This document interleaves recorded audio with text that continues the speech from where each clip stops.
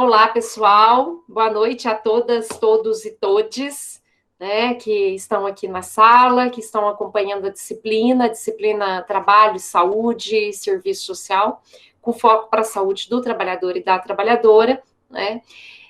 Hoje nós temos uma convidada muito especial para fazer um debate essencial, né, sobretudo para nós aqui do curso de Serviço Social da Unesp Franca, né, que é o debate da questão étnico-racial, do racismo, né, relacionado aí com o trabalho, o mercado de trabalho no Brasil, né. Para fazer esse debate, nós estamos com uma convidada, né, também muito especial, estou falando também porque a gente teve outras e outros convidados aqui nessa disciplina, né, que está contando com a colaboração e participação de professores e professoras, pesquisadores e pesquisadoras do trabalho, né, e hoje a gente recebe, então, a professora doutora Tereza Cristina Santos Martins, da Universidade Federal de Sergipe, né, que é uma estudiosa da questão étnico-racial e da questão social.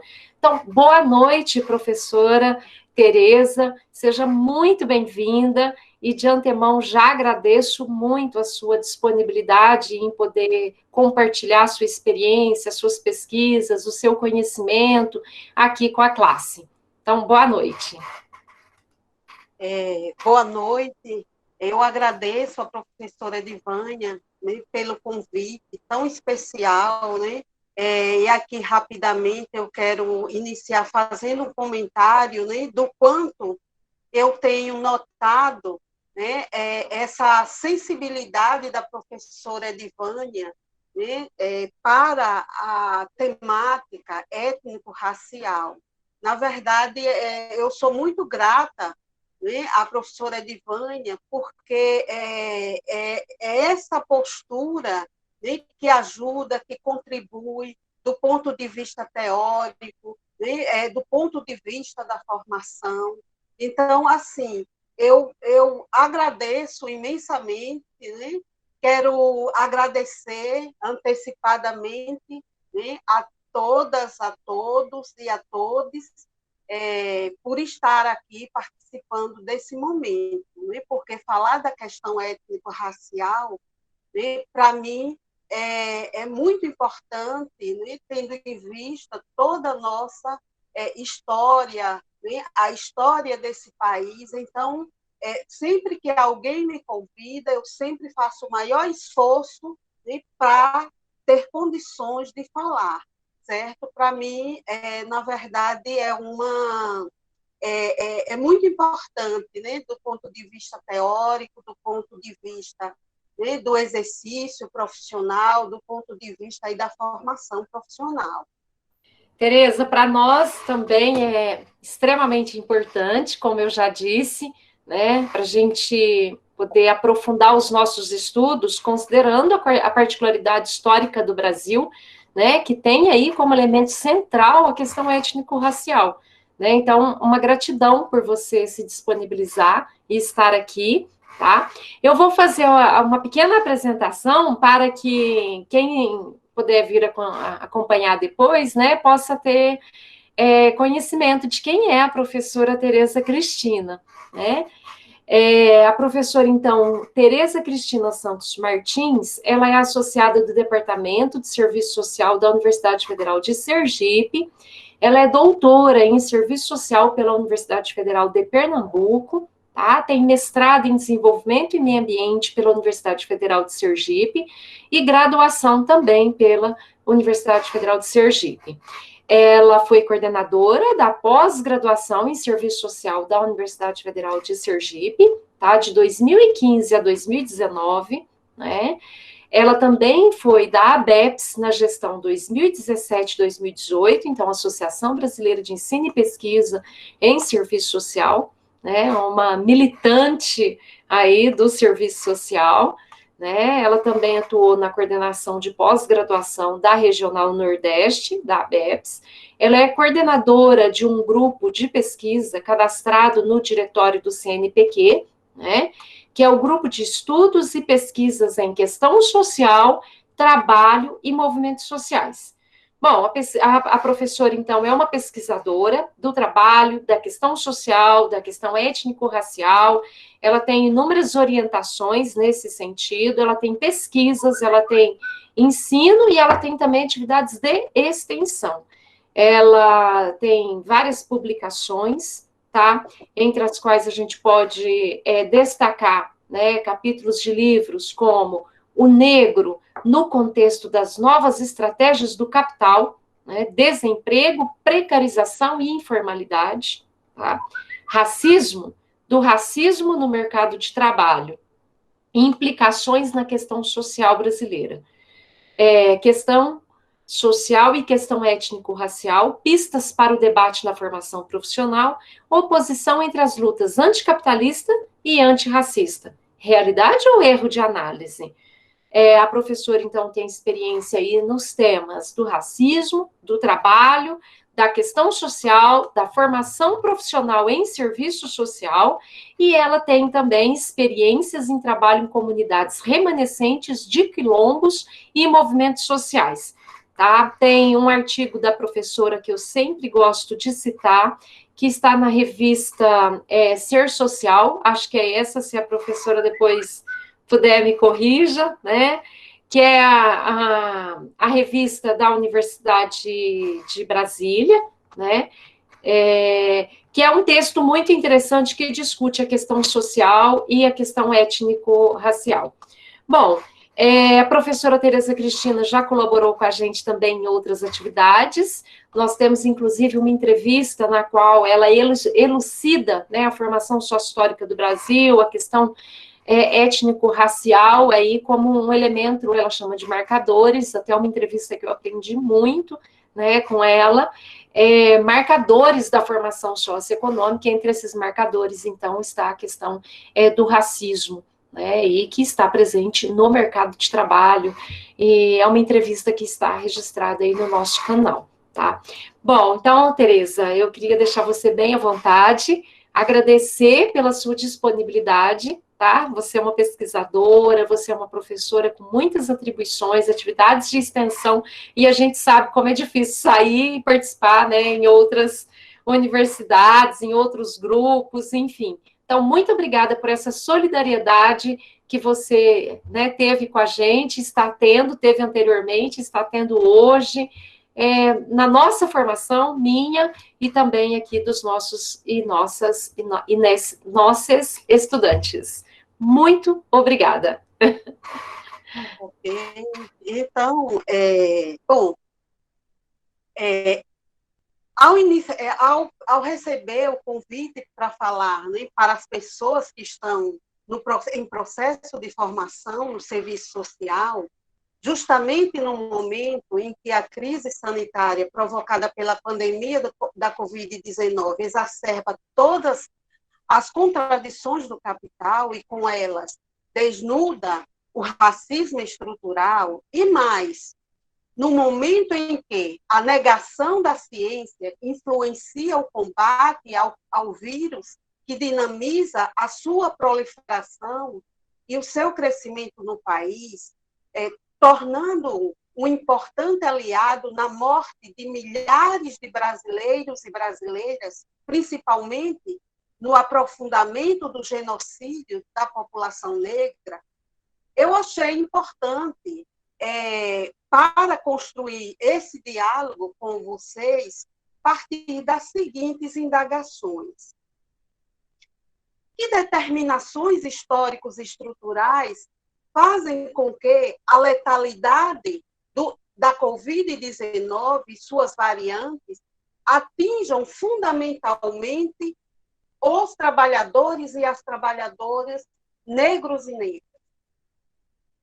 Face ao contexto de exacerbação da questão social, é necessário perguntar: o serviço social brasileiro, apesar do compromisso ético, político com a classe trabalhadora, conhece e reconhece, de fato, os sujeitos para os quais cotidianamente direcionam as suas atividades profissionais?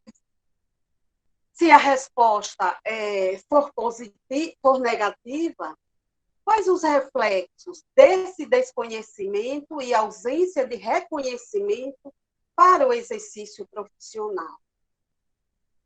Então, eu parto da hipótese que, por várias determinações, nós, assistentes sociais, efetivamente não conhecemos os sujeitos que, no cotidiano da profissão, requisitam os serviços das políticas sociais nos espaços onde desenvolvemos as nossas atividades profissionais. Tratadas pela categoria genérica de usuários e usuárias, geralmente não nos preocupamos em entender quais as determinações que as conduzem àquele lugar da política nos diferentes espaços socioocupacionais onde nos inserimos como trabalhadoras e trabalhadores. Por que eu parto dessa hipótese? Primeiro, apesar das várias pesquisas e indicadores sociais reiteradamente sinalizando para a participação massiva da parcela negra da classe trabalhadora nas principais expressões da questão social brasileira, há um silêncio profundo no debate teórico do serviço social, principalmente na produção intelectual de maior circulação entre a categoria. Segundo, o debate genérico sobre a questão social, né, é tratado no debate teórico, né, e na formação profissional como dando conta de responder absolutamente todas as determinações que compõem a totalidade dos sistemas de mediações da questão social brasileira. Ou seja, que a questão social e suas expressões são determinadas pela relação capital-trabalho. Melhor, pela exploração da força de trabalho pelo capital, de modo que a riqueza socialmente produzida é apropriada privativamente. Aliás, privadamente.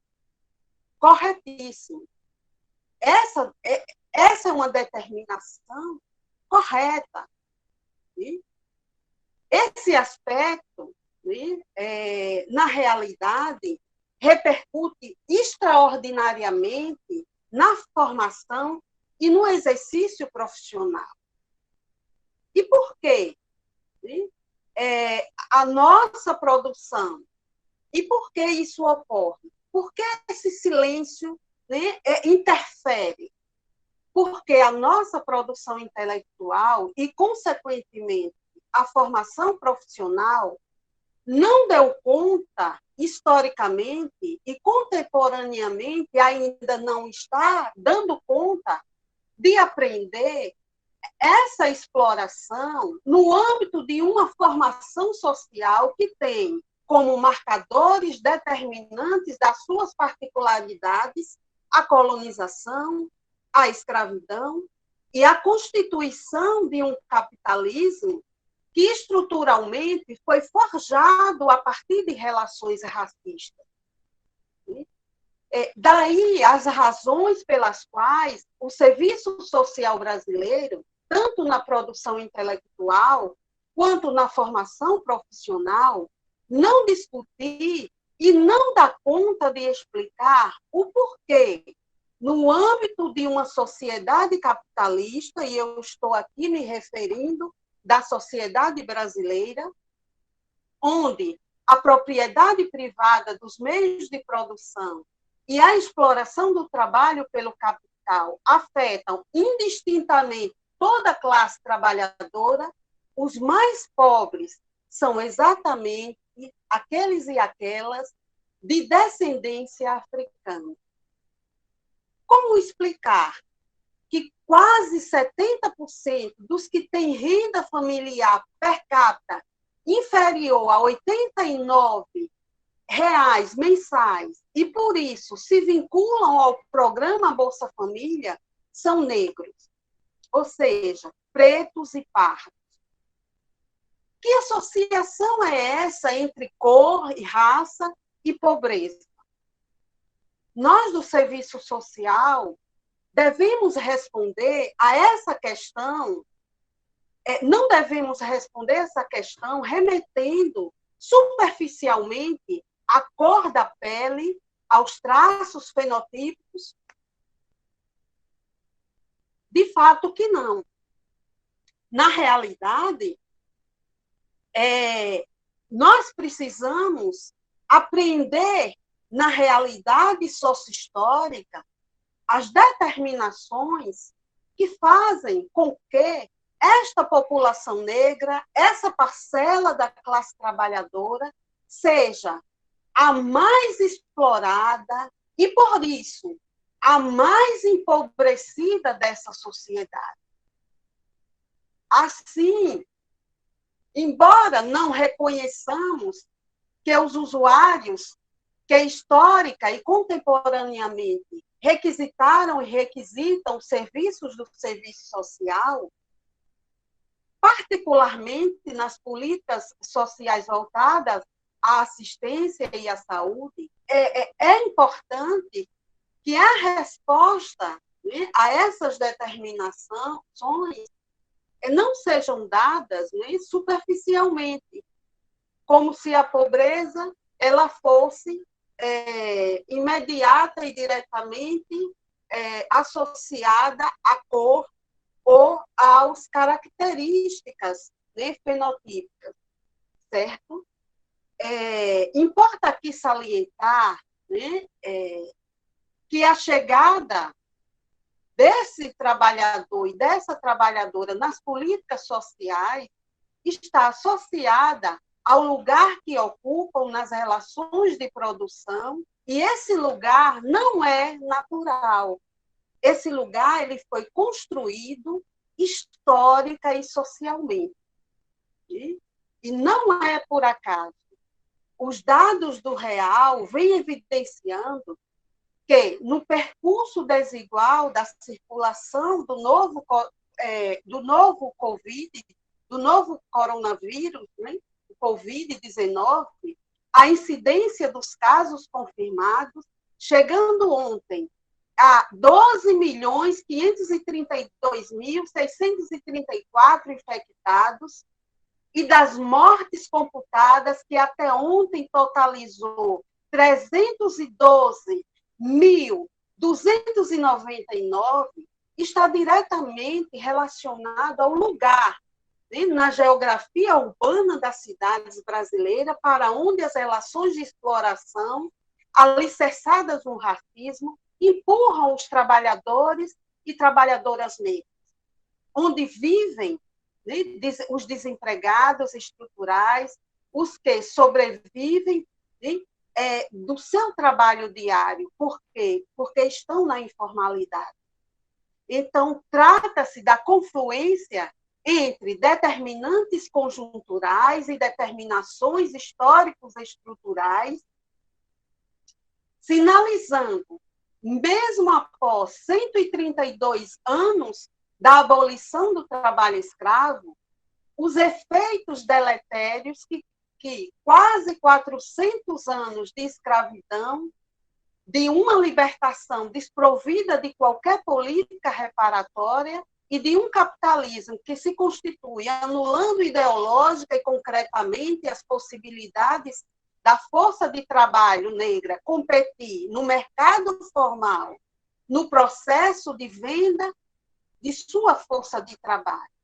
Então, essas determinações, elas são importantes para que o serviço social, né, entenda, né, por que a letalidade do Covid está, né, atingindo fundamentalmente os trabalhadores e trabalhadoras negras, né, apesar dos noticiários tornar esses trabalhadores e essas trabalhadoras apenas em número.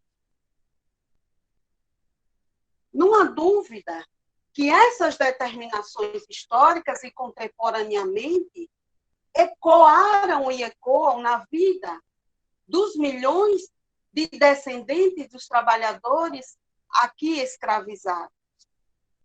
nesse sentido, a pandemia apenas desnuda uma questão social brasileira, histórica e equivocadamente tratada, sem as mediações das determinações do racismo, invisibilizando que as suas expressões atingem fundamentalmente a majoritária parcela da classe trabalhadora formada por negros e negras. E assim, perdendo de vista o racismo como parte da complexa totalidade dos sistemas de mediações da questão social no Brasil. Então, penso, né, que a explicitação dessas constatações introdutórias assume relevância no debate de uma profissão que tem um compromisso profissional, um compromisso ético-político com a classe trabalhadora. Não perceber esse débito teórico e na formação profissional e seguir em frente como se nada tivesse acontecendo é correr o risco da profissão ser severamente questionada em suas bases teórico-metodológica, ético-política e técnico-operativa. Principalmente porque, ao lado da crise sanitária, o desemprego, a pobreza e a fome avançam veloz e fundamentalmente sobre os trabalhadores e as trabalhadoras negros e negras, marcados pela já, né, precariedade nas suas condições de vida, precariedades que são históricas. Então, me parece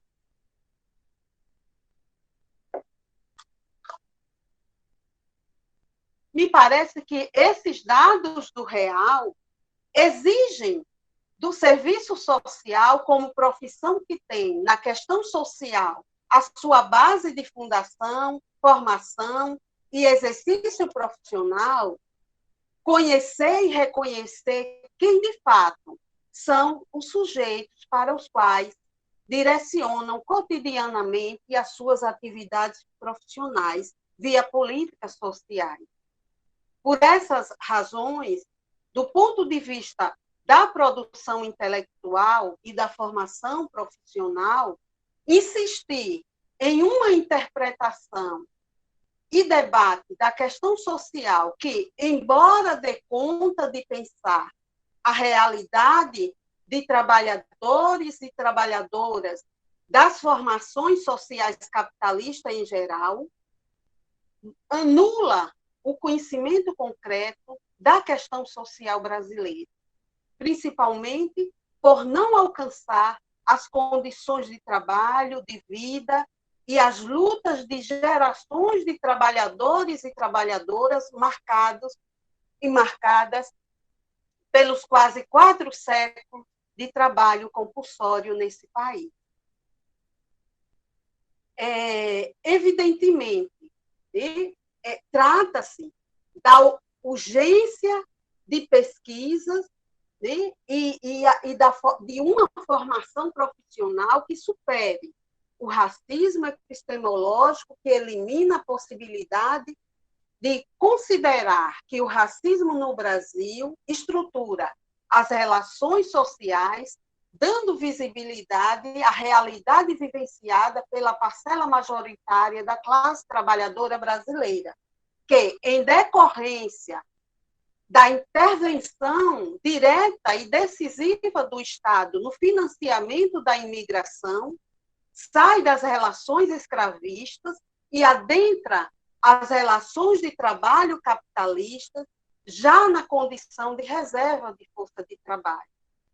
Então, pela centralidade que o trabalho ocupa como categoria fundante do ser social e pela estreita relação do trabalho abstrato com a questão social, recuperar as determinações socio-históricas estruturais que marcam a vida dessa parcela é condição fundamental para compreender as razões de, em um contexto de pandemia, considerada democrática, essa parcela da classe trabalhadora ser a mais afetada do ponto de vista da letalidade do vírus e das condições materiais objetivas para fazer frente à sua subsistência, considerando o seu histórico desemprego e sua inserção na informalidade e nas relações de trabalho mais precárias, na comparação com a parcela da classe trabalhadora brasileira formada por trabalhadores e trabalhadoras brancos e brancas. Então, penso, né, que esses dados iniciais, né, são importantes, né, no sentido de que a gente faça um esforço, né, de repensar, né, essa produção teórica, de repensar essa formação profissional. Pois bem, comecemos, né, tendo presente, conforme aponta Zé Paulo Neto, que a Lei Geral da Acumulação Capitalista concretiza-se a partir da complexa totalidade dos sistemas de mediações em que ela se realiza, e que objetivam-se particularidades culturais, geopolíticas e nacionais, que, portanto, requerem determinação concreta. Nesses termos, para pensar a questão social no Brasil, é fundamental considerar o racismo como parte dessa totalidade dos sistemas de mediação. Evidentemente, o racismo só pode ser compreendido nas relações sociais concretas e, portanto, as raízes históricas para entender a condição da parcela da classe trabalhadora negra brasileira, mesmo em pleno século XXI, estão cravadas na constituição do capitalismo brasileiro e, obviamente, na transição do trabalho escravo ao trabalho livre. Ao operar, né, a transferência de parte, né, do excedente da força de trabalho da Europa para o Brasil, no âmbito, né, da ação estatal conhecida como política de imigração, o embrião do burguês brasileiro lança os trabalhadores negros recém-saídos das relações escravistas para ocupar nas relações assalariadas a condição de reserva de força de trabalho. É importante ter em conta que é o senhor agrário, como bem sinaliza Florestan Fernandes, metamorfoseado em cidadão da República, melhor dizer, é o senhor de escravos que, na transição do trabalho escravo para o trabalho livre, conduz todo o processo de redefinição social e cultural do trabalho, de modo a realizar a transição capitalista sem incorporar os trabalhadores e as trabalhadoras negros e negras. Este fato está diretamente associado ao projeto burguês de desenvolvimento econômico, no qual deseja-se um mercado de trabalho formado por trabalhadores e trabalhadoras europeus e europeias, né, e, fundamentalmente, brancos e brancas. Dentro do projeto, evidentemente, né, do branqueamento da população.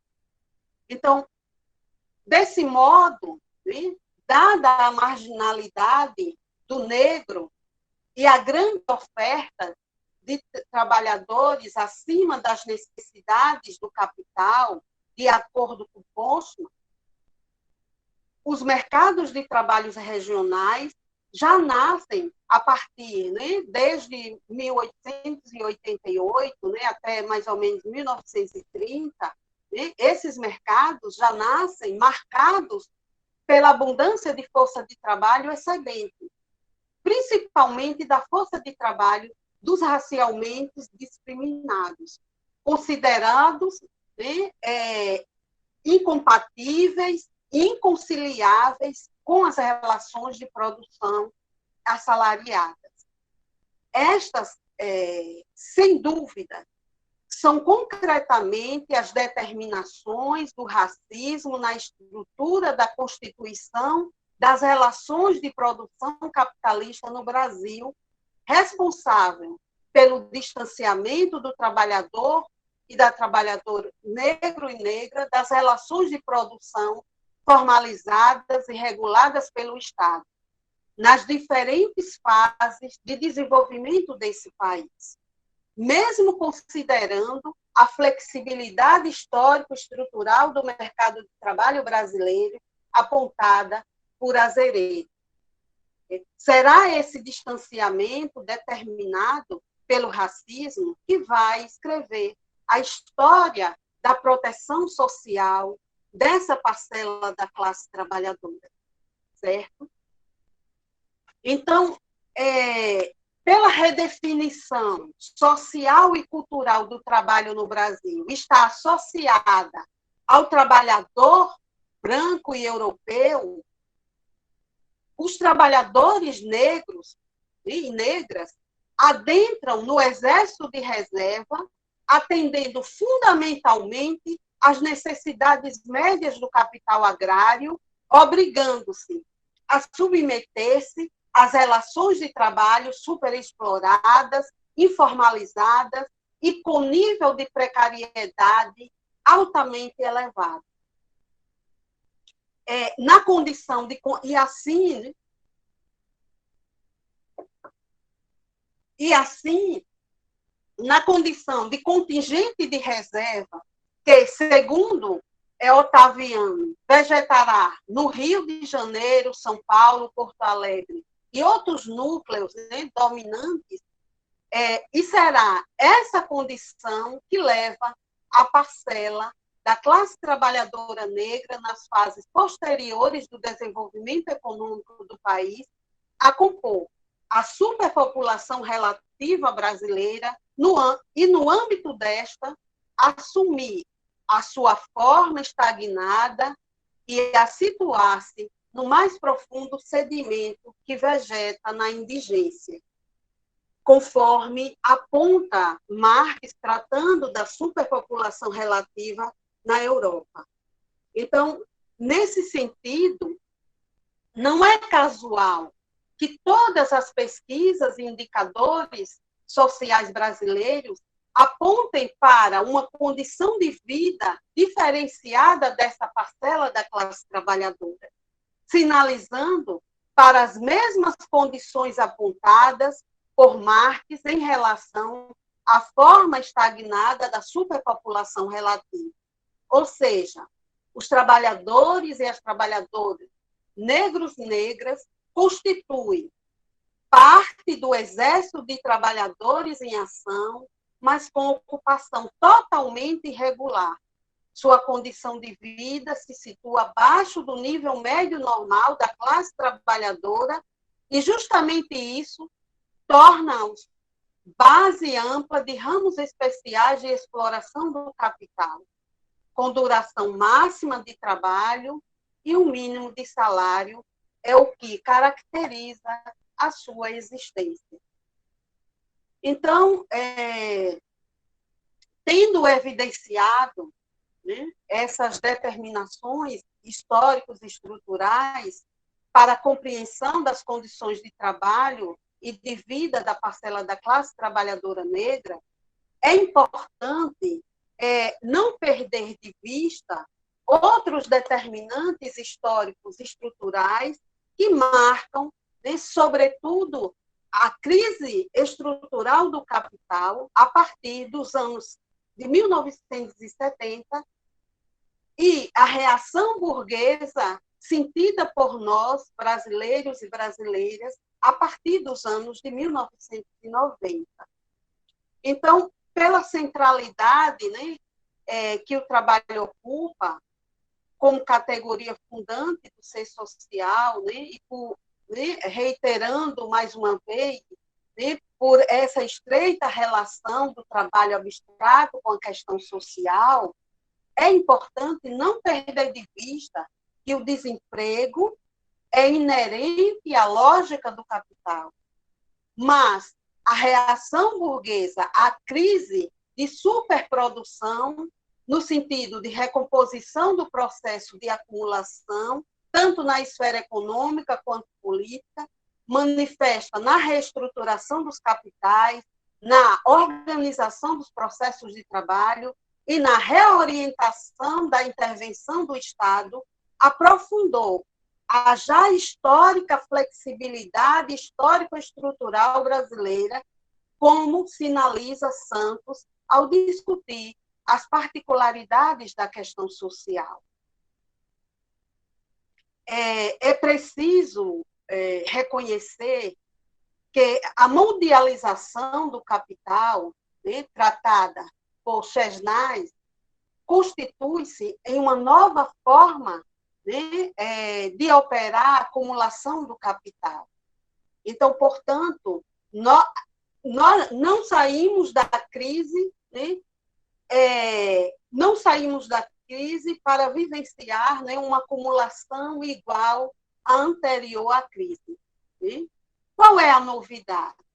A novidade consiste na especulação do mercado financeiro e na hegemonia das ideias neoliberais que, associada à revolução tecnológica, compõe o núcleo vital da acumulação contemporânea do capital. Então, para se adequar a esse novo padrão de acumulação, conforme bem aponta, né, o referido autor, os Estados nacionais precisam ajustar-se às políticas macroeconômicas e, para tal, faz-se necessário a implementação de uma política de desregulamentação, de privatização e de liberalização do comércio.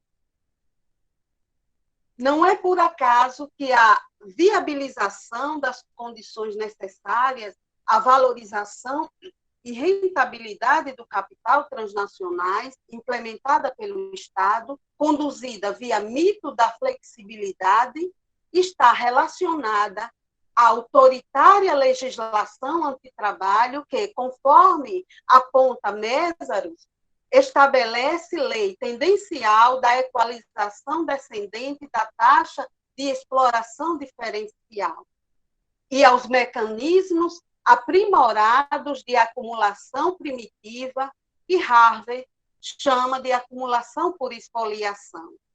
Então, as resultantes desse processo, marcado pela destruição de meios de trabalho e de vida, mediado pelas particularidades de nossa formação social e pelo racismo estrutural, podem ser apresentadas no aprofundamento do desemprego, da informalidade, da precarização das relações de trabalho. Então, toda essa reação burguesa à crise do capital, né, aprofunda, né, o desemprego, a informalidade e a precarização das relações de trabalho, né, e destrói meio de vidas essenciais, né, da classe trabalhadora, né, e, fundamentalmente, né, da parcela majoritária composta por trabalhadores negros e negras nesse país. Então, portanto, é importante pontuar que nós não vamos ter aí o desemprego, a precarização, somente a partir da crise do capital. Né?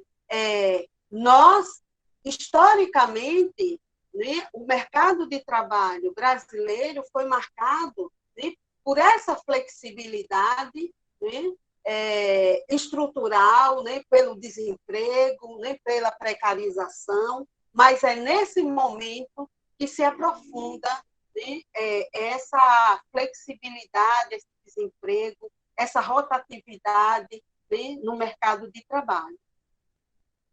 Né? Portanto, a despeito, né, de afetar toda a classe trabalhadora, né, o desemprego e as formas precárias de trabalho não atingem igualmente brancos e negros. Ao contrário, conforme apontado, né, o racismo que estrutura todas as relações sociais do Brasil contribui fortemente para a construção de uma trajetória do trabalhador negro brasileiro, né, no desemprego, na informalidade, na precarização das relações de trabalho, e por essa razão, no contexto de crise e reestruturação produtiva, né, determina a sua inserção quantitativa nas principais expressões da questão social. Aqui, e aqui eu chamo, né, mais uma vez, a atenção para o fato de que o racismo só pode ser aprendido nas relações concretas da nossa sociedade. Né? Então, aprender esse racismo no mercado de trabalho é aprender a essas determinações concretas da realidade brasileira. Né?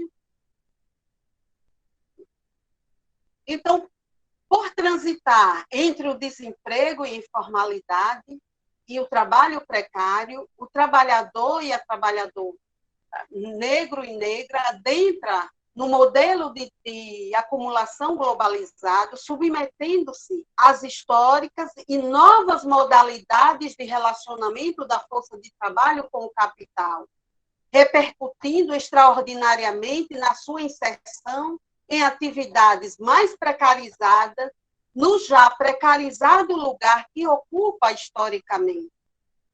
E aqui é preciso sinalizar a acumulação por expoliação no Brasil, orientada pela programática neoliberal, encontra não somente, mas fundamentalmente, na força de trabalho negra, a garantia de sua efetivação pela via do trabalho terceirizado e de outras novas e tantas modalidades que imperam no processo de reação burguesa à crise do capital. Então, se a abertura brasileira ao capital transnacional ajuda a resolver o problema da crise de sobreacumulação, segundo Harvey, a partir da liberalização de um conjunto de ativos a custo zero ou altamente reduzido, ao sabor da acumulação por expoliação, o projeto neoliberal de privatização de tudo faz muito sentido, uma vez que, ao injetar matérias-primas baratas, como a exemplo do petróleo, no sistema, os custos de insumos seriam reduzidos e os lucros, por esse meio, aumentados. A própria desvalorização dos ativos de capital e da força de trabalho também se constitui em mecanismos muitos utilizados no conjunto da reação burguesa para garantir que a lógica expansiva do capital saia devastando vidas e meios de trabalho.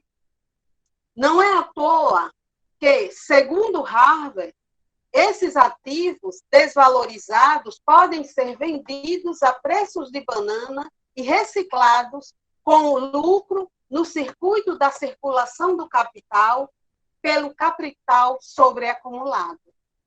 Então, esses elementos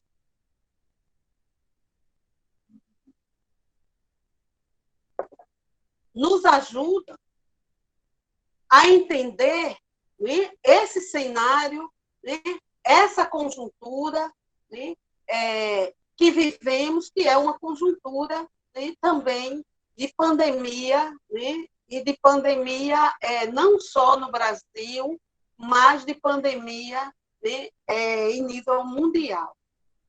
Então, no contexto de crise, e de busca de saídas, o desemprego estrutural, como uma necessidade impressa pela lógica do capital, sustenta soluções cada vez mais barbarizantes e destrutivas, aprofundando a questão social, né? E não é ao acaso. Mésaros constata que a globalização, como a falsa ideia de expansão e integração do capital, não passa de um modo antagônico pelo qual o avanço produtivo e o controle do metabolismo social lançam parcela crescente da humanidade na categoria de trabalhador supérfluo.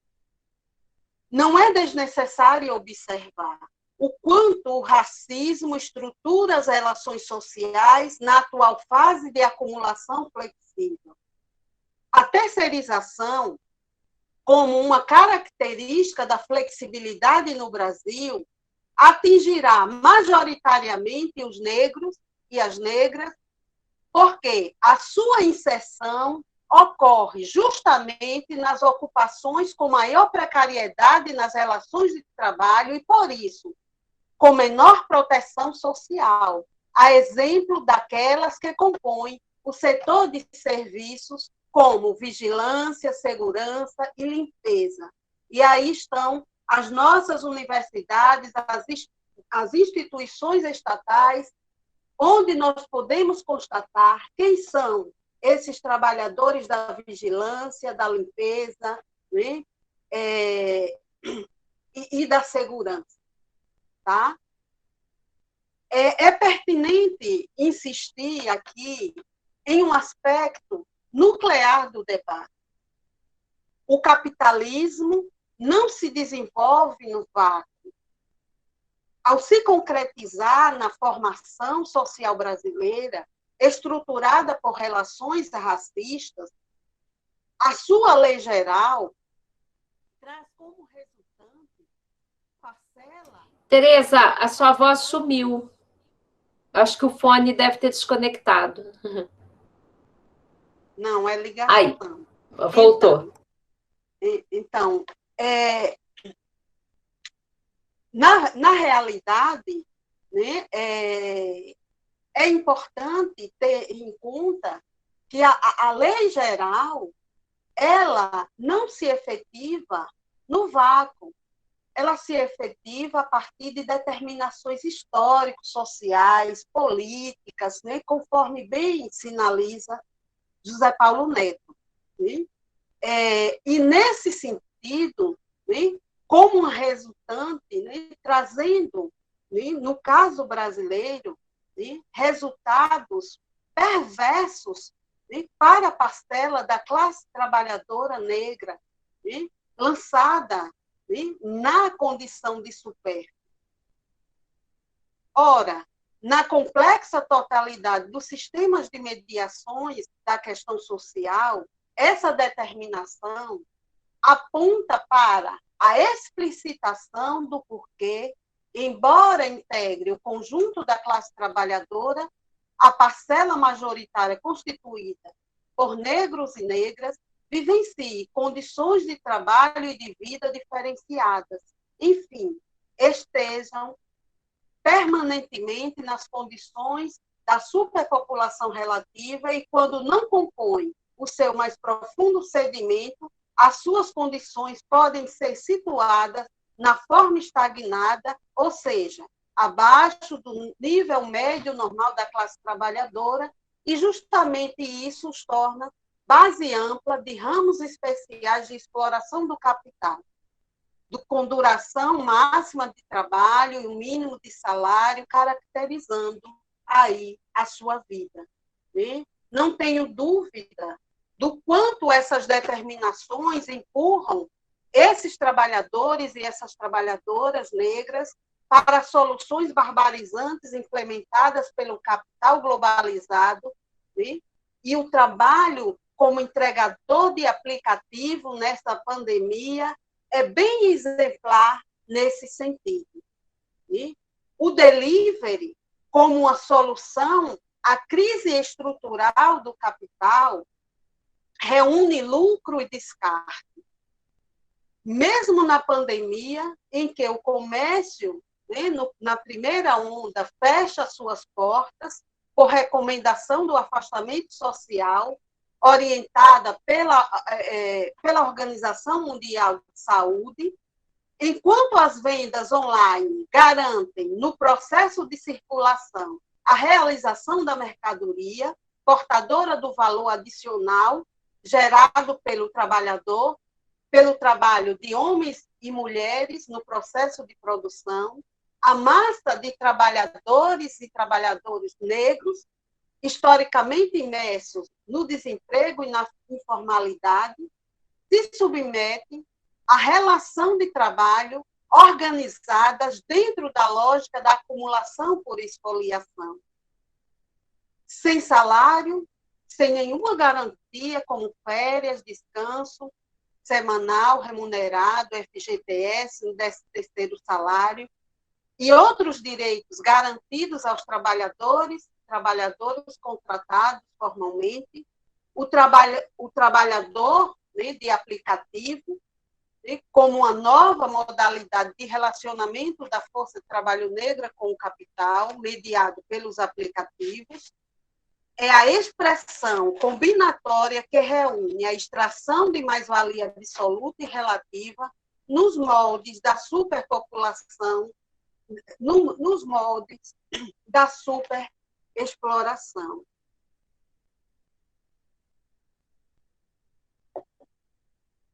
O exame dessa solução, né, barbarizante do capital globalizado evidencia o que tenho afirmado, né, e reitero.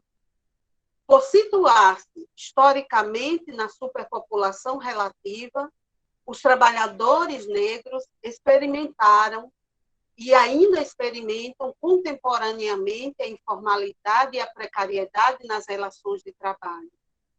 Sem dúvida, dadas essas determinações mediadas pelo racismo estrutural, na atual fase de acumulação flexível e no âmbito das relações de trabalho que caracterizam a realidade brasileira, principalmente sobre essa força de trabalho que o capital em crise garante a sua autorreprodução. É flagrante esse dado do real na atual pandemia. Pesquisa do perfil dos entregadores, ciclistas e aplicativo, realizada pela Associação Brasileira do Setor de Bicicleta em São Paulo, revela que 59 apontam como razão principal para iniciar a fazer as entregas por aplicativo o desemprego. Dentre os entregadores entrevistados, 71% se declararam negros, ou seja, pretos e pardos. A superexploração via prolongamento da jornada de trabalho é observada na quantidade de dias trabalhados por semana e na média de horas à disposição do app. Ou seja, 57% dos entregadores trabalham 7 dias por semana, em média, e em média a média de 9 horas e 24 minutos, sendo que 75 trabalham até 12 horas por dia. O desgaste corpóreo e psíquico desses trabalhadores podem ser indicado no fato de pedalarem, em média, 50 quilômetros por dia no trânsito das grandes cidades. A expoliação desses trabalhadores e dessas trabalhadoras se expressa, portanto, na remuneração muito abaixo do seu valor e na sua utilização muito além das condições normais da classe trabalhadora. Ao reforçar o fato de que a principal força de trabalho dos entregadores de empresas que operam por aplicativo é negra,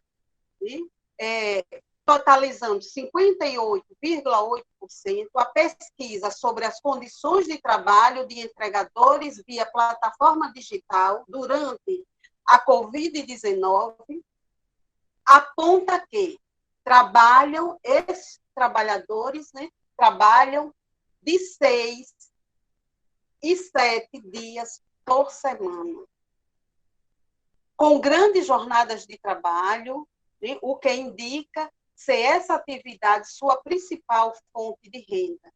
As características encontradas, portanto, afastam o caráter de atividade intermitente, periférica, secundária ou residual. A superexploração dessa força de trabalho, além da quantidade de dias por semana, é evidenciada pelo tempo de trabalho de mais de 9 horas diárias, apontada por 56,7% dos pesquisados, combinando ao fato de 78,1% desempenhar atividade de entrega em 6 dias ou mais por semana, o que aponta elevada carga de trabalho com repercussão inversa na remuneração. Então, o que se manifesta aqui é um traço da superexploração da força de trabalho negra no âmbito da acumulação por expoliação, desencadeada pelas empresas que operam por aplicativo. Remuneração bem abaixo do seu valor, associada ao prolongamento da jornada que resulta em desgaste corpóreo e psíquico desses trabalhadores, combinado com o aumento da intensidade do trabalho pela exigência de um tempo mínimo para as entregas, que, associado ao estresse e à violência do trânsito, faz o capital se apropriar antecipadamente de anos de trabalho e de vida desses trabalhadores e dessas trabalhadoras. Então, a extração de mais-valia absoluta e relativa, operada pelas empresas que atuam por meio de aplicativos, porém, não pode ser vista apenas no prolongamento da jornada de trabalho e na exigência de diminuição cada vez mais crescente do tempo de trabalho necessário para realizar as entregas. Nessa relação de trabalho mediada pela tecnologia informacional, a acumulação por expoliação processa-se com parte significativa dos meios de trabalho sendo garantida pelo próprio trabalhador. No trabalho de delivery, motocicleta, bicicleta, são de propriedades do trabalhador, ou seja, o entregador, o empregado. Né? Aos custos nesse processo de trabalho são incorporadas gasolina, compra de peças, pagamento de serviço para sua manutenção, a própria substituição desses meios de transporte após período de desgaste, mochila térmica e, dentre outros, plano de internet. Alia-se a esses aspectos o fato do próprio entregador assumir o risco de acidentes de trabalho e, nessa pandemia, de contrair o vírus da Covid-19. Então, não é nem casual que a pandemia seja justamente o período em que a acumulação por expoliação faz aumentar a riqueza em meio ao crescimento exponencial da pobreza. Estudo realizado com base nos dados da Forbes, entre 18 de março e 19 de maio de 2020, dá conta desses dados do real, ao apontar que bilionários americanos ficaram 434 bilhões de dólares mais ricos desde o início da pandemia. O patrimônio líquido total desses bilionários cresceu 3,382 trilhões ante os 2,948 trilhões do período pré-crise. O estudo revela que a fortuna total dos mais de 600 bilionários americanos aumentou em 434 bilhões nesse período. Cabe notar que, no âmbito do processo capitalista, essas riquezas estão diretamente associadas a empresas online, de vendas e a plataformas de redes sociais. Reforça a importância da nova modalidade de expoliação do trabalho para a acumulação do capital, o fato de a Pesquisa Nacional de Domicílio do Instituto Brasileiro de Geografia e Estatística, IBGE, dar conta de que, em 2019, 3,8 milhões de trabalhadores estavam vinculados ao segmento de entrega de comida. Nesse mesmo ano, os dados da empresa de pesquisa GS e NPD indicam que esse segmento movimentou no Brasil cerca de 17 bilhões por ano.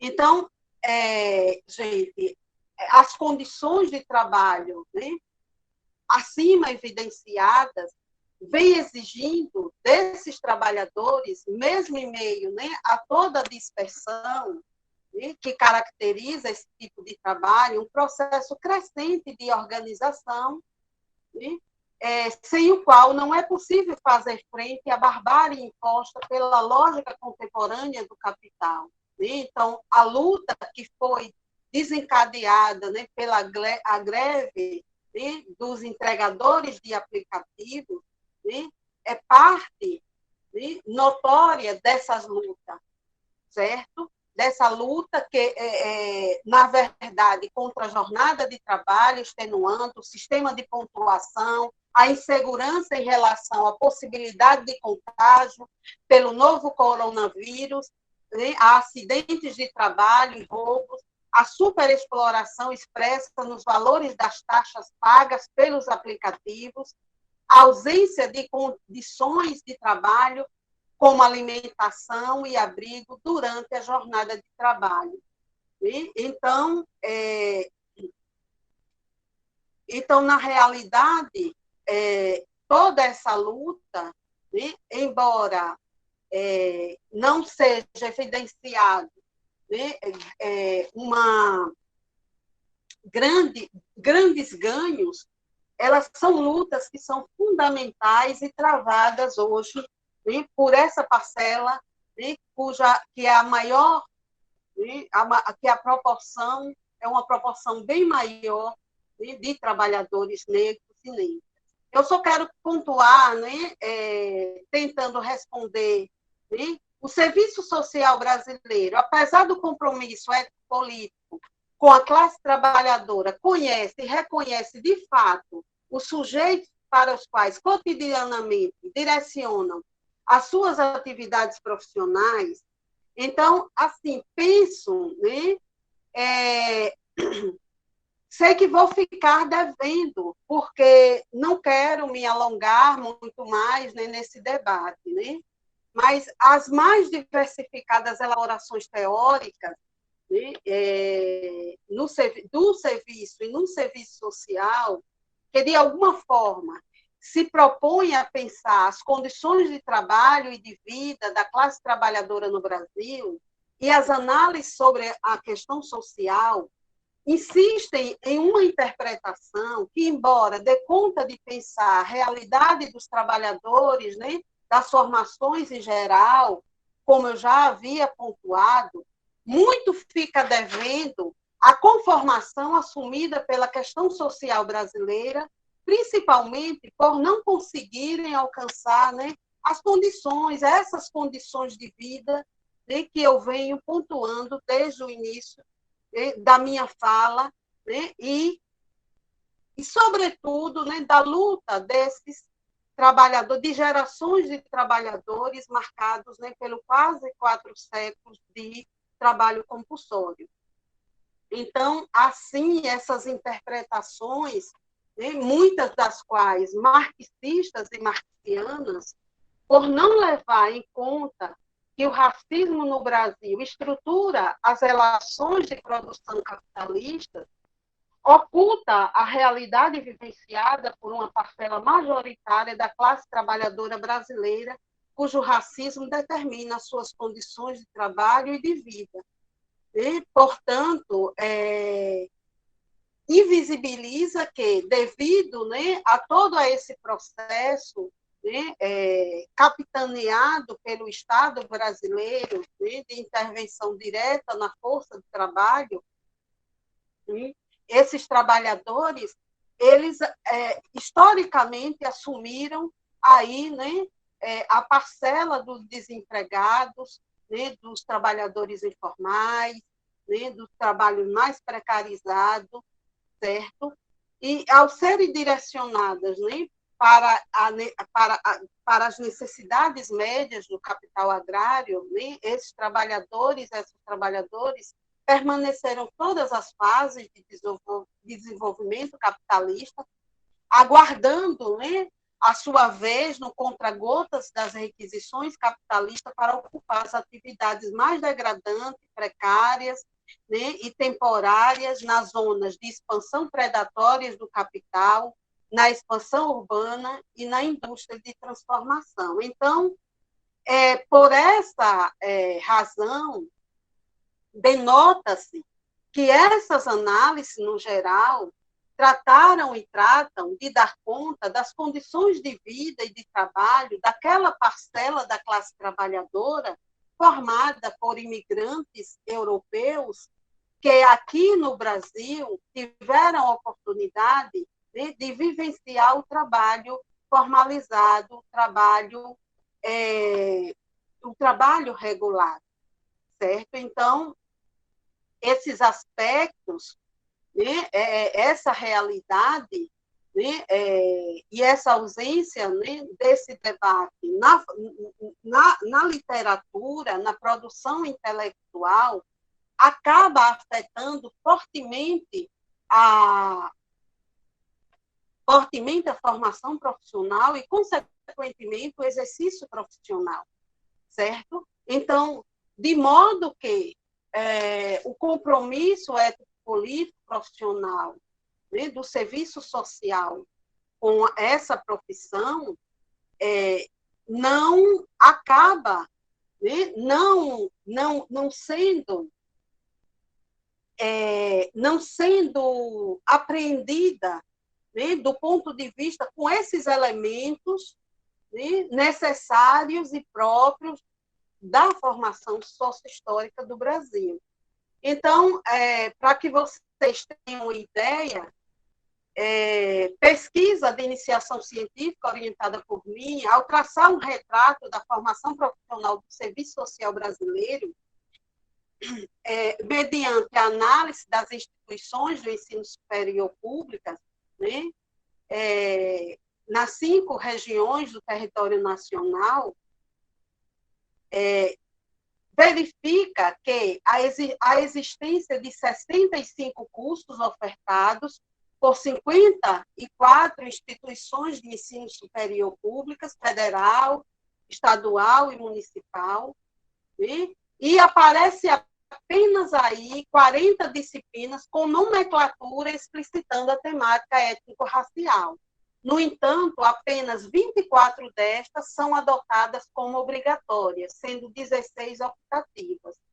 Esses elementos, embora não sejam suficientes, sinalizam para o fato de que nem o arcabouço teórico, que é a base para a formação, nem as diretrizes curriculares dos cursos de serviço social tratam da questão étnico-racial, o que, a meu ver, responde minimamente a essa questão colocada, ou seja, não conhecemos e não reconhecemos, de fato, né, os trabalhadores negros como os sujeitos para os quais cotidianamente direcionamos as nossas atividades profissionais. Né? Temos, sim, aí um trabalhador em geral, temos aí uma classe trabalhadora em geral, né? Um usuário, né, no genérico, mas com esses elementos próprios da formação social, né, próprios dessas dessas motivações, próprias dessas determinações que atingem esses trabalhadores, nós não temos, certo?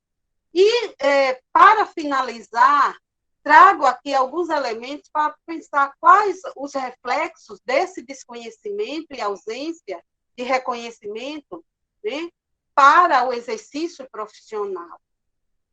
Então,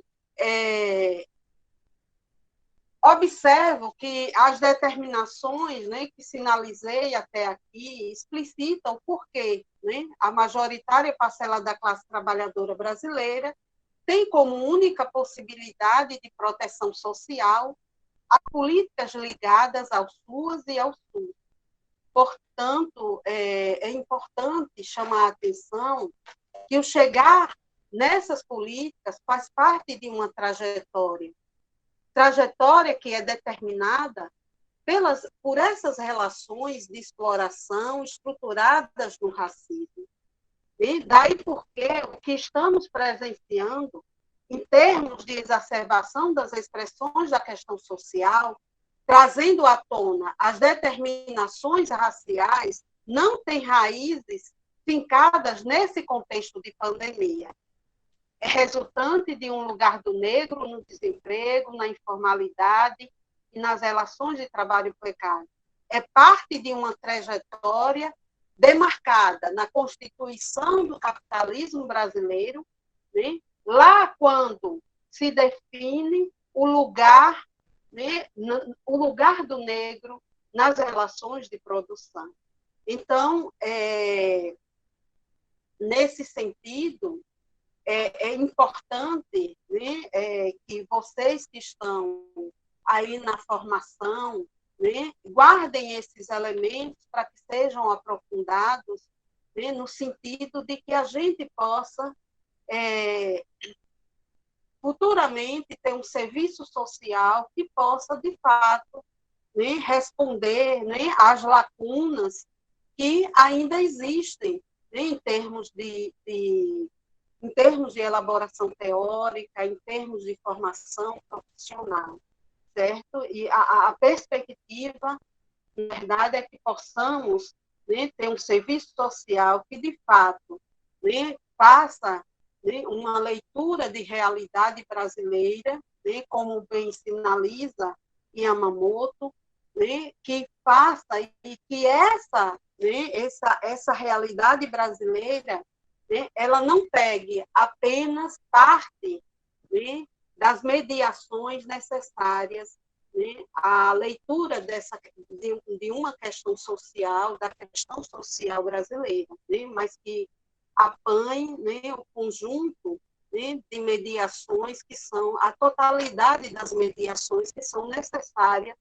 para que, de fato, entendamos o porquê é que, na realidade brasileira, né, são os trabalhadores e trabalhadoras negras a ocuparem, né, o desemprego, a informalidade, em maior proporção, né, a informalidade, porque são eles e elas, né, em maior proporção a estarem, né, no programa Bolsa Família, né, a acessar o BPC. Por quê?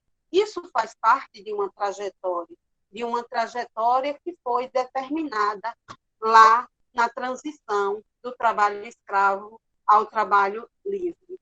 E, nesse sentido, é importante, né, chamar a atenção, né, que esse entendimento é fundamental em um exercício, né, de uma instrumentalidade que, ao se distanciar das respostas exclusivamente operativo-instrumentais, conforme a contra-guerra, marcadas pela fragmentação, manipulação, imediatismo, individualização, isolamento, e tratada na sua aparência, ao sabor da racionalidade burguesa, né, sejam feitas, né, as mediações teóricas, ético-políticas e socioprofissionais, sem perder de vista as determinações socio-históricas da nossa formação, mesmo porque São esses dados do real que permitirão ao serviço social dar conta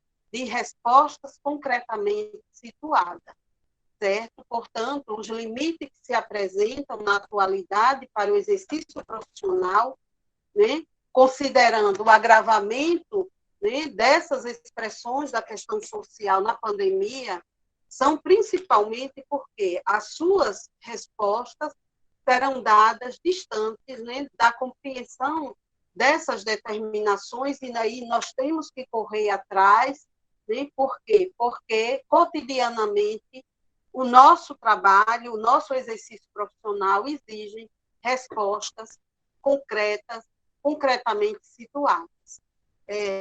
Bom, gente, vou parar aqui, né, para que possamos dialogar um pouco, né? Acredito que me estendi muito, tentando trazer elementos, certo? Bom, mas aí eu estou agora à disposição, né, para que possamos conversar um pouco. Muito obrigada, Tereza, e parabéns, tá? Pela excelente aula, né? Você faz realmente, né, um amplo recorrido histórico para que a gente possa ter noção, né, dessa formação sócio-histórica e desses marcadores, né, que estão presentes nos dias de hoje por meio dessa desigualdade social, étnico-racial, né, e que comparece no contexto do serviço social, como você colocou, de forma muito abstrata, né? Comparece aí num sujeito denominado como usuário, comumente, né, do capitalismo por expoliação. Achei fundamental você trazer aí também os dados atuais, né? Então, você faz esse recorrido histórico, mas também nos ajuda a compreender os reflexos, as raízes, né, desse processo na contemporaneidade, por exemplo, por meio aí do perfil que você apresenta dos trabalhadores por aplicativos, né, dos entregadores, né? Eu achei muito boa essa apresentação que você fez, porque, de fato, né, o capital, ele vai se apropriando de anos de vida, né? Até muito forte quando você traz isso, né? Esse desgaste corpóreo de pedalar 50 quilômetros por dia, né? Trabalhar 7 dias da semana, mais de 9 horas diárias, e por um valor muito rebaixado, né? É como se fosse realmente um roubo, né? Um roubo não apenas das horas trabalhadas, mas do tempo de vida dessas pessoas. É um saque que o capital faz. Bom, mas eu estou dizendo tudo isso, né, para falar da importância da explanação que você trouxe aqui para nós hoje, Tereza. Muito obrigada. E abro, então, aqui para o pessoal poder também se manifestar, dialogar com você, né, fazer perguntas. Fiquem à vontade, gente. Eu fiquei pensando, quando você falou também da pandemia, né, se você tem dados a respeito das contaminações, mortes, né, da população remanescentes de quilombos. Né, se você puder falar um pouquinho, se você tiver essas informações, desses dados. Olha, resposta, essa última pergunta é uma resposta difícil, viu? Difícil, mas veja, eu vou começar pela última. Né? O que é importante compreender é que o desemprego, né, a informalidade, na verdade, já vou pegando, né, um pouco, né, das outras questões. O que a gente precisa entender, né, é que o desemprego, a informalidade, né, a precarização, né, esses não são fenômenos da pandemia. Tá? Esse é um primeiro marcador que é importante, né, e que acredito que vocês, mas é só mesmo para reforçar, não são resultantes da pandemia. O que é que ocorre com a pandemia?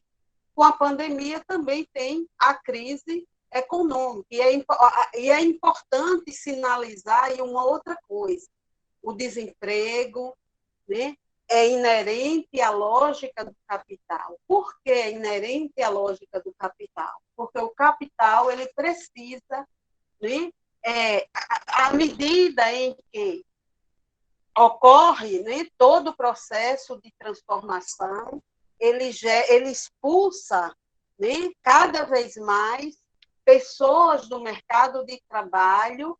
Tá? Isso é uma coisa que é preciso ficar, né, ter presente.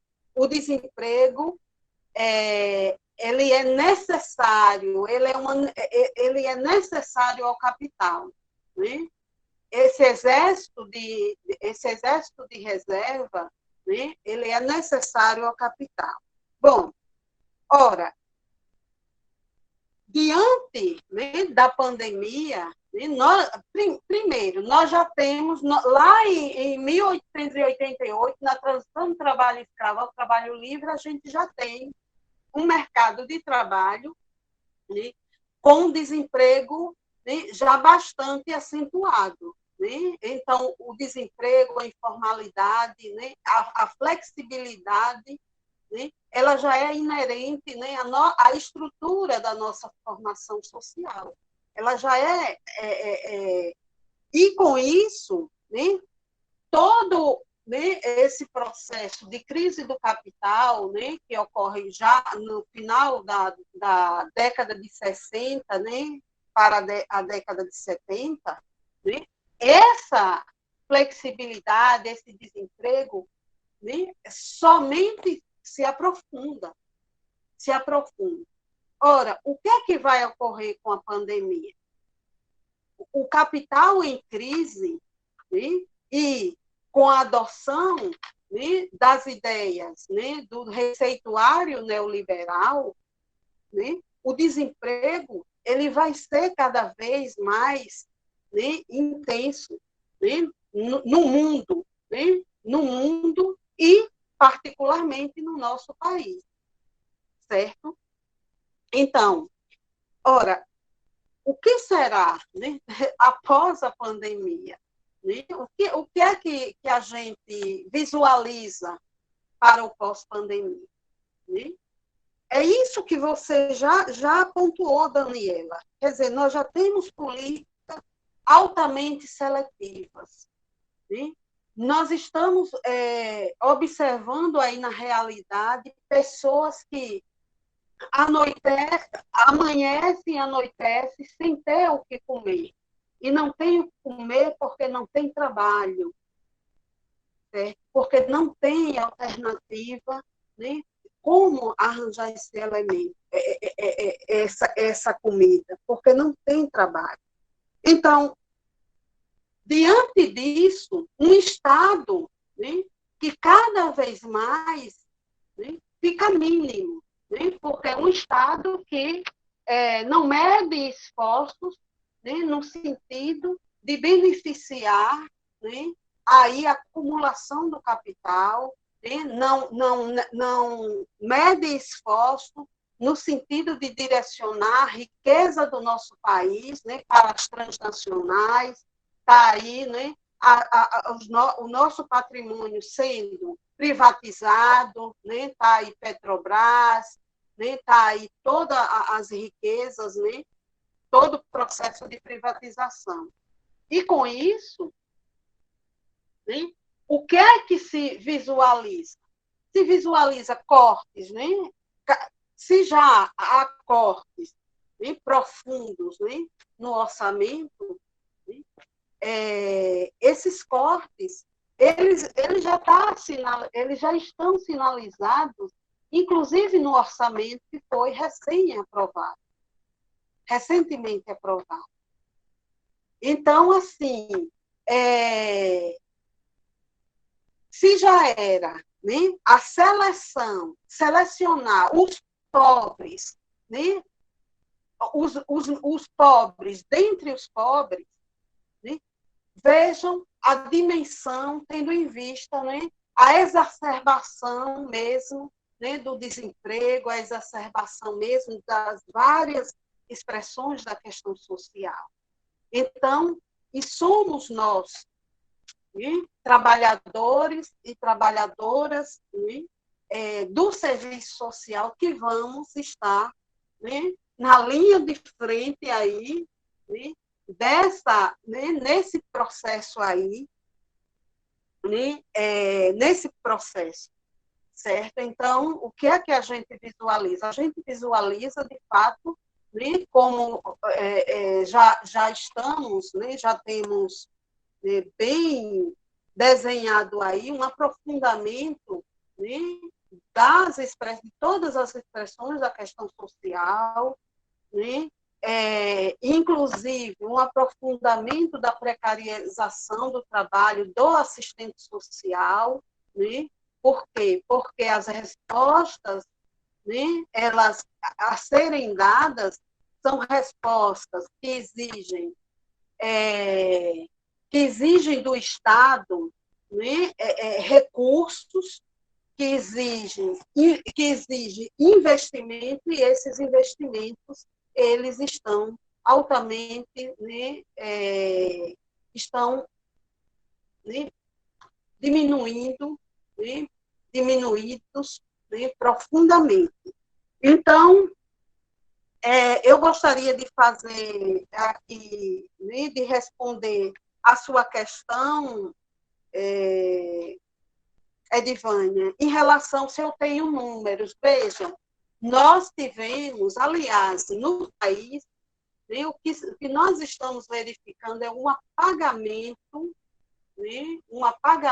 das informações, e isso é danoso, isso terá repercussões profundas, profundas. Então, vocês observem aí o corte no recurso, né, do IBGE, né, o corte do recurso, né, para o censo, né? Então, esse é um apagamento, né, um apagamento que terá repercussões profundas, né? Por quê? Porque nós precisamos desses dados, esses dados eles são balizadores, né, para a proposição de políticas sociais, certo? E no caso, né, dos dados sobre a contaminação, né, do vírus, também esse apagamento ele se efetivou à medida em que não se colocou por bastante tempo, né,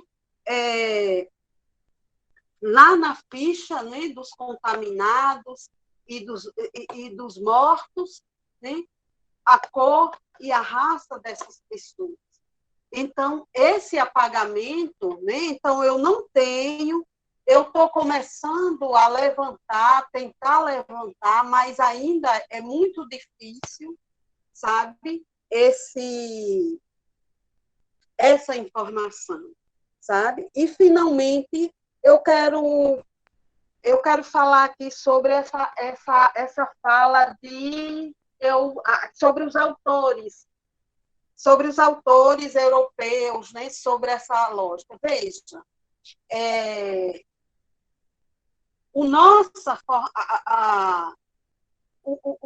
o mito da democracia racial é um mito que contaminou toda a sociedade brasileira. E o serviço social, né, não está fora, né, desse processo aí. O que é que se observa? Né? Se observa que os autores considerados são aqueles autores, né, geralmente, que têm que faz uma abordagem, não que não seja importante, né, mas que tem uma abordagem que acaba não contemplando, né, essas determinações, e aí esse processo ele é altamente prejudicial na leitura de realidade para nós do serviço social. Por quê? Eu vou contar aqui rapidamente uma história, né, porque eu também me formei no serviço social, e eu sempre me perguntava, sempre que se falava da classe trabalhadora, se falava, né, de uma classe trabalhadora que era altamente ativa, né, uma classe trabalhadora, né, lutadora, e quando tratava-se daquele segmento, né, que não se falava que eram negros, né, mas aquele segmento do campo, né, falava sempre como se eles fossem trabalhadores sem nenhum tipo de luta. Isso aí me marcou profundamente no serviço social, sabe? Porque é a democracia racial, é o racismo epistemológico, né? Que se atualiza e reatualiza, sabe? E a gente não faz a crítica a esse arcabouço teórico. Então, assim, para mim é muito libertador, sabe? Quando eu começo a descobrir, sabe, que esse arcabouço teórico, ele está contaminado, sabe, pelo mito da democracia racial. Porque, ora, se não temos nenhuma diferença entre as raças, por quê? Né?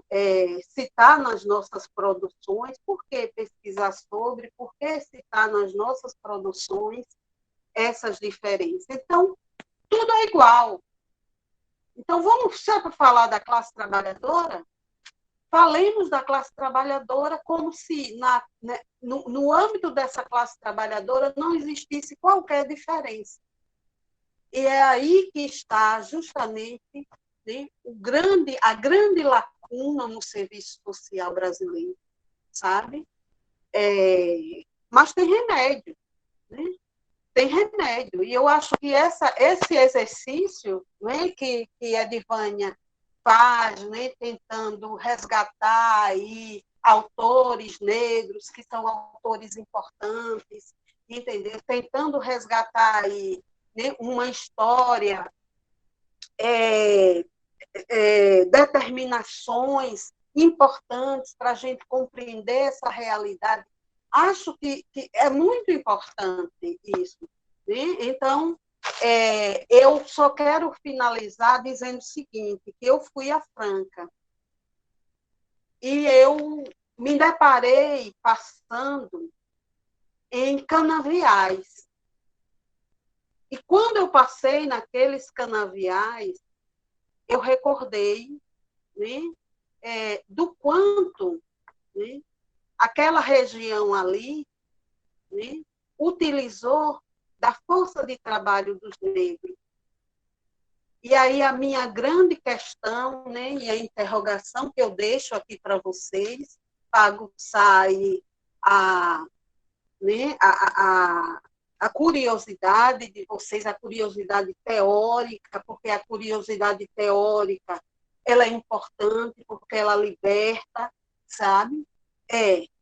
Onde estão os trabalhadores negros de São Paulo? Onde estão os trabalhadores negros de Franca?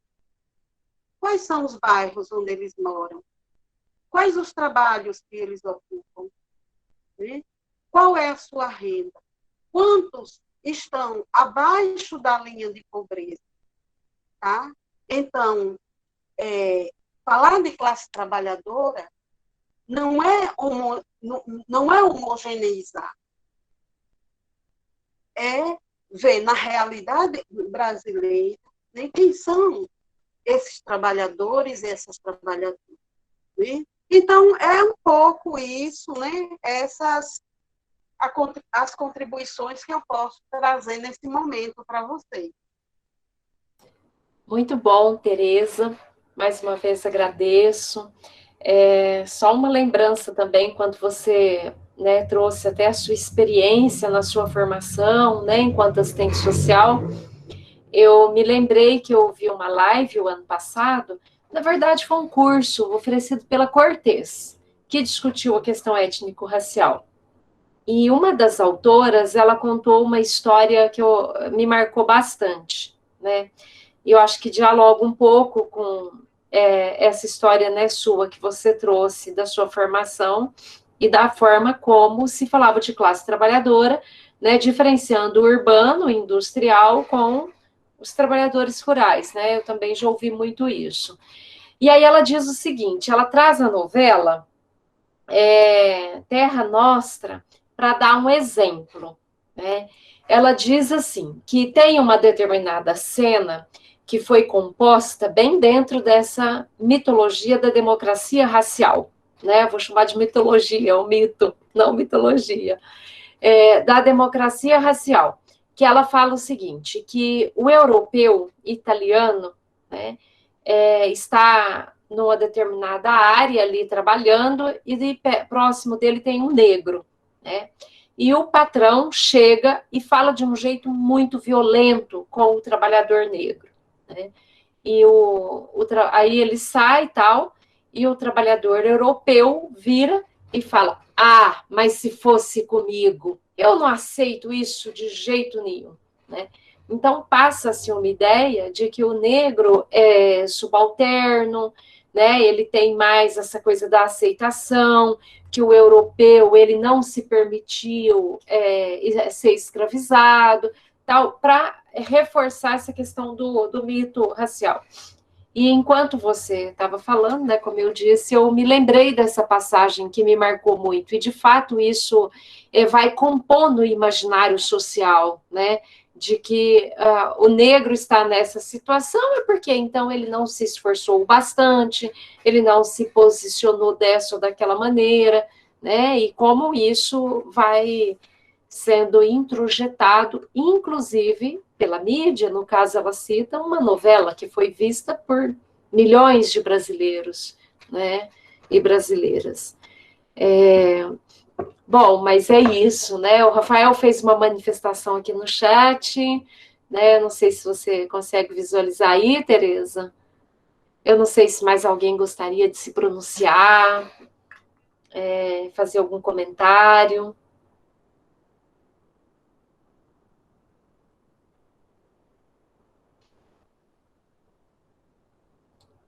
Ele fez uma pergunta, foi muito contemplado pela explanação, e quando ela aborda sobre a informalidade que acompanha os negros e negras, desde a abolição, ficou muito evidente para mim como essa informalidade está fortemente inserida no mercado de trabalho e nos tempos atuais, e tem agravado nesses novos modelos de contrato de trabalho, né? E a fala de Abílio sobre a variação no mundo do trabalho casou muito bem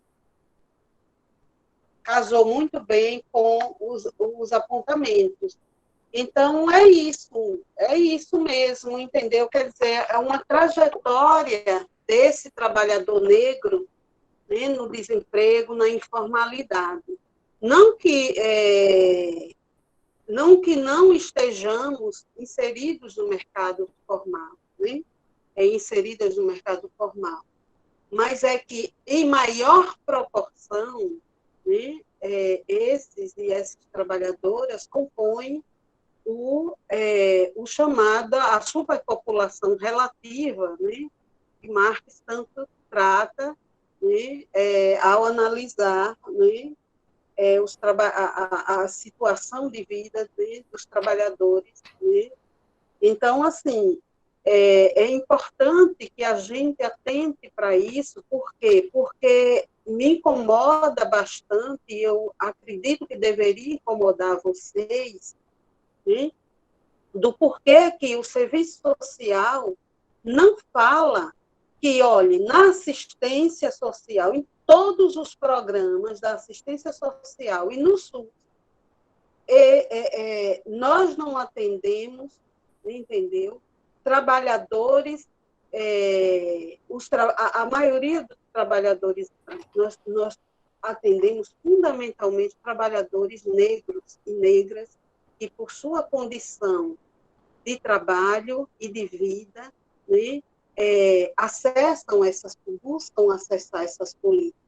Então, isso é fundamental para o serviço social mesmo. Então, nós não estamos aqui, eu costumo dizer, não estamos aqui lidando com cor da pele, entendeu? Com características, não que elas, né, não tenham, né, história, mas nós estamos falando de uma trajetória, né, uma trajetória, uma história, né, desse trabalhador nessa sociedade brasileira. Como começa a história desse trabalhador, né, nessa sociedade. E as repercussões, né, do que foi feito, né, sobre gerações e gerações de trabalhadores, né, descendentes desses trabalhadores. Então, isso é muito importante para nós do serviço social. Tá certo, Tereza. Mais uma vez agradeço, né, a aula que a professora Tereza Cristina Santos Martins ofereceu aqui hoje na graduação, né, nessa disciplina optativa no curso de Serviço Social, né, seu conhecimento, a sua experiência foram salutares nesse nosso processo de formação, que é um processo que envolve a todos nós, né. Então, queria te agradecer, Tereza, muito obrigada, tá, por você ter dedicado aí o seu tempo à preparação da aula, a estar aqui hoje compartilhando, né, e contribuindo com a formação aqui de todas e todos nós, né? Então, gratidão. Eu que agradeço, Edivânia, né? Agradeço também, né, às alunas, né, aos alunos, né, a todas, a todos e a todos, né, por essa oportunidade de falar, né? Porque, na verdade, embora eu não saia me oferecendo para falar sobre isso, mas quando surge a oportunidade, eu sempre gosto, né, de fazer um esforço no sentido de compartilhar, né, um pouco dessas ideias, né, dessas reflexões. Muito obrigada mesmo. Eu que agradeço. Eu estava procurando aqui nos meus arquivos, Tereza, porque você tem um livro, né? Eu baixei o PDF, só que eu não sei em qual pasta eu salvei, eu ia compartilhar a capa aqui para o pessoal ver, porque você organizou um livro recente, né? Sim, sim, sim. Saiu, foi pela Universidade Federal de Sergipe, né? Eu ia mostrar. Eu quero dizer aqui, Divânia, eu acho que se eu mandar os meus artigos, porque eu tenho muitos artigos, inclusive artigos com publicação da universidade, o que não circula muito, né? Então, assim, eu vou mandar para que você envie para os seus alunos, para as alunas, porque aí tem TCC, né? Trabalho em conclusão de curso, e aí pesquisas, e aí vamos nesse processo estimulando aí, né? Nossa, maravilha! Olha, vou mandar agora. Assim que terminar aqui, eu estou mandando para você, pelo Zap. Pode mandar amanhã, pode descansar. Eu vou até compartilhar com você. Hoje teve de manhã, né? Está finalizando, termina amanhã. O planejamento nacional da ABEPS, né? E a Renata Gonçalves, da Unifesp, ela trouxe uma proposta que foi aprovada, que é da ABEPS criar tipo uma biblioteca, uma página no site, vai abrir uma estrutura para uma biblioteca de autores e autoras negros e negras, né? Então, eu acho que vai dar uma ativada no serviço social, né, para conhecer, para poder ter acesso, tá fácil, tá ali. Então, foi feita essa proposta, vai dividir por áreas temáticas, né? Enfim, eu acho que isso que você está trazendo, né, de nos, se você tiver fácil aí, né, os seus textos, tal, a gente pode até ver aqui também pelo departamento, eu posso mandar para todo mundo pelo sistema que a gente tem, mas seria bom também a gente ter, né, tipo uma biblioteca fácil ali, por temas. Acho Eu acho que no futuro a gente pode ver isso. Sim, acho que isso aí contribui bastante, porque às vezes, né, os alunos querem pesquisar, mas não encontram muita coisa. Fica difícil, né, porque as publicações, né, ainda são pouco, né, na relação com outros temas, e aí fica muito difícil, viu? Mas aí vou mandar para você, você pode Perfeito. compartilhar aí, tá Perfeito. certo? Eu te agradeço muito mais uma vez. Deixo aqui, então, né, um abraço, apesar de ser, né, mediado aí pelo sistema aí de internet, né? É um abraço fraterno e desejo que todos e todas aí fiquem bem, tá? Mais uma vez, obrigada, Tereza. Foi um prazer te ouvir e aprender. Boa noite. Boa noite, gente. Obrigada. Até mais. Boa noite, gente.